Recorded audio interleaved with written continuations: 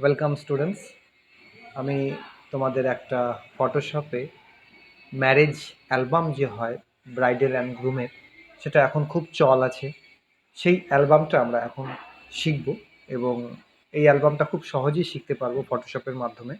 তোমরা নিজেরাও তোমাদের বাড়ির ছোটোখাটো প্রোগ্রামগুলো সুন্দর করে ডিজিটাল অ্যালবাম তোমরা তৈরি করতে পারবে। এখন আমি তোমাদের এই ব্রাইডাল অ্যান্ড গ্রুম ম্যারেজ অ্যালবামটা তৈরি করা শেখাচ্ছি। সেটা কি করে হবে তোমরা খুব ভালো করে দেখো। আশা করি তোমরা এতে একটা তোমাদের ভীষণ ভালোভাবে একটা কাজ করতে করানো শেখাতে পারবো আমি তোমাদেরকে। আমাদের যে সেন্টার, আমাদের যে এত সুন্দর সহজে আমরা এই কাজগুলো করতে পারছি, সেটা হচ্ছে আমাদের computer centre school of advanced computer and network, যেটা খুব গভীরভাবে এবং অ্যাডভান্স লেভেলে কম্পিউটার সায়েন্সকে শেখানো হয়, স্টুডেন্টসকে হাতে ধরে শেখানো হয় এবং স্টুডেন্টসরা কোনোদিনও ভুলতে পারে না আমাদের। আর আজকে প্রচুর সফল স্টুডেন্টস এখান থেকে তৈরি হয়েছে। আজকে 2008 থেকে আমরা এখানে কম্পিউটার সায়েন্সের উপর পড়াশোনা করাচ্ছি। তো আশা করি আপনাদের এই ছোট্ট একটা জিনিস সেটা সাহায্য করবে। তো দেখে নেওয়া যাক কী করে আমরা করছি এটাকে। এবার এবার আমরা এই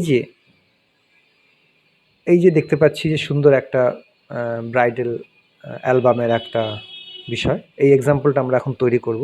সেটা আমরা কি করে তৈরি করব আমি এখন তোমাদেরকে এটা শেখাচ্ছি।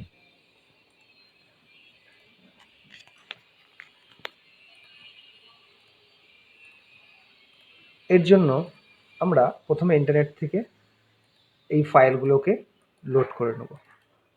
ইন্টারনেট থেকে এই ফাইলগুলোকে আমরা ডাউনলোড করে নেব, যেগুলো। এবার আমি চলে যাব ফটোশপে। ফটোশপে গিয়ে সব থেকে প্রথমে আমি একটা ক্যানভাস নেব, ফাইল, নিউ।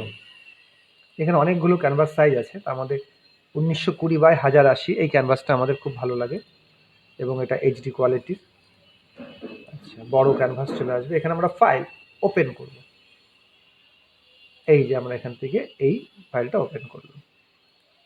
ওপেন করার পর এই ফাইলটা চলে আসলো। এবার আমরা এখান থেকে রেক্ট্যাঙ্গুলার মার্কিউ টুল নেব।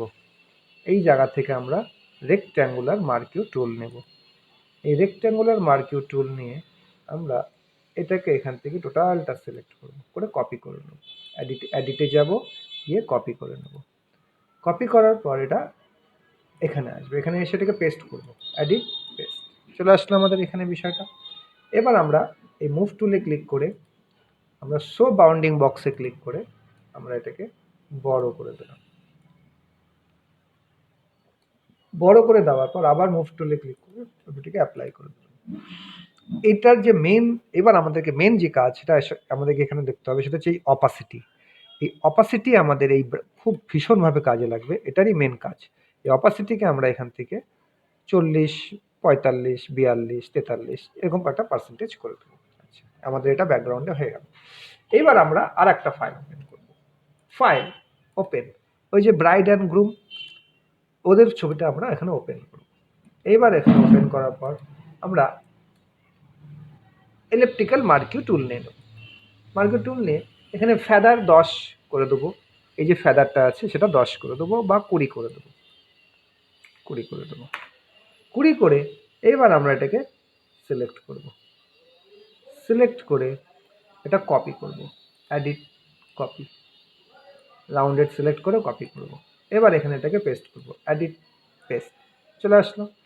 এবার আমি মুভ টুলে ক্লিক করে সো বাউন্ডিং বক্সটাকে অন করে এটাকে ছোট করে দেবো। ছোট করে ঠিক আমার পছন্দ মতন পজিশন আমি এটাকে করে দেবো। করে এক কোনায় আমি এটাকে সেট করে দেবো এবং অ্যাপ্লাই করে দেবো। তারপরে শো বাউন্ডিং বক্স অফ করে দেবো। এবার আমরা চলে যাব টেক্সটে।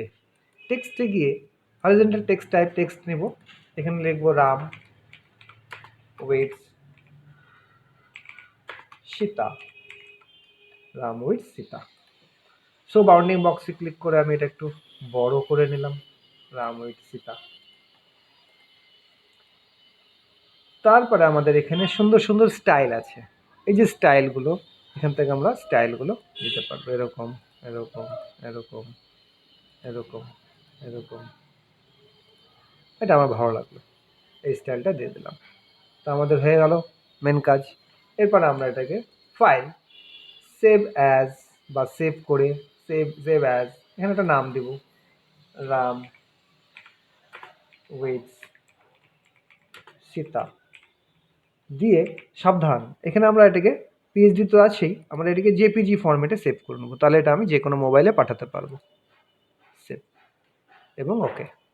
এবার আমরা মিনিমাইজ করে দেখে নেব যে আমাদের এটা এখানে হয়ে গেল, এবং আমি চাইলে এটাকে রাইট ক্লিক ব্যাকগ্রাউন্ডেও সেট করে দিতে পারি, সেটা ডেস্কটপ ব্যাকগ্রাউন্ড, তাহলে আমাদের কম্পিউটারে এটা ডেস্কটপ ব্যাকগ্রাউন্ডেও থেকে গেল। এই আমাদের কাজ।